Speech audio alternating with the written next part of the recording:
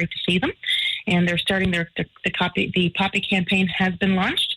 So, of course, you'll see our Legion members now across, locations across our province today selling poppies. So, and what was said last night by a veteran, Mr. Bill Tetford, and hats off to him. He served and done many tours, and he gave the message last night that, the poppy is not only a symbol of, remembrance, but lest we forget, but it's also a symbol of a wish for continued peace. So, and the onus is on each and every one to do our part for that. So hats off to them. I just wanted to touch base.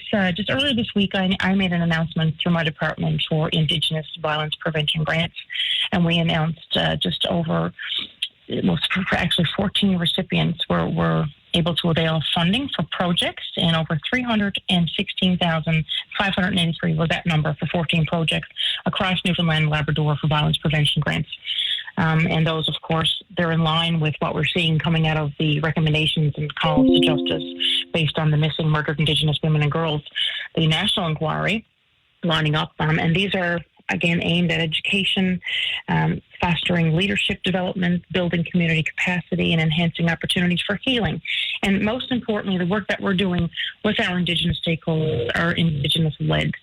So I'm happy, money for that complement to the funding that we do provide for them on an ongoing basis to do that very important work of reconciliation. So that's that note. And hats off to those stakeholders for what they do and the services that they are providing for people who need these services. And as we know, Patty, and you and I have talked about this before, that unfortunately those rates of violence and even murder are at higher rates for Indigenous women than non-Indigenous women. And we do know that those rates in Labrador actually exceed the national average. But, we're doing this. We're supporting our stakeholders. Also, there is a reconciliation council that we have formed since 2022. That was an ask that came from one of the recommendations in the local report that was presented by Indigenous women of Newfoundland and Labrador to the government of Newfoundland and Labrador. And that council is very busy and it's very robust. They've had multiple meetings and it's action-led discussion. Also with policy, aimed at policy changing and influencing. So they're doing great work and they're gearing up for their next meeting. And that council consists of Indigenous women from Indigenous organizations and governments across our province, as well as senior government officials. So hats off to everybody for what they're doing. And I always say, we're making good strides, we're doing good work, but there's always more that we can be doing. So on that note, I'm really pressed for time this morning, Minister, so I do want to get a question about the pay equity legislation.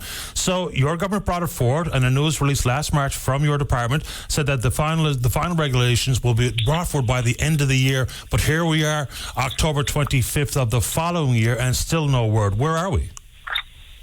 That's right. Well, myself, actually, and my colleagues, as you can appreciate, the pay equity legislation, the act has been passed for pay equity in public sector as well as pay transparency. So that has been passed. The consultation has been ongoing. They have clued up, and I'm actually preparing to release the What We Heard document, Patty. And those consultations that took place from coast to coast across our province, as well as the Engage NL platform was involved. So we have gathered a lot of feedback from a lot of stakeholders here in Newfoundland and Labrador, and I always say, and it is important, that we create the best legislation for the people of this province, for everyone to benefit. So we're actually preparing to provide an update and to release this document to the public for public consumption, as well as your colleagues in the media. So that's coming. Actually, we're actually gearing up to do that now in the coming days, to do that, to provide that update and where we're going. So by this time next week, we'll have that document? That's the goal, but you know how things go. You don't know what can come up, but that is our plan. We are actually preparing now. We're getting all the teams, and it is across government. The Department of Labor is involved with this as it pertains to forming regulations for next steps. Of course, my office, we're policy-driven. I guess we're the advocate in government.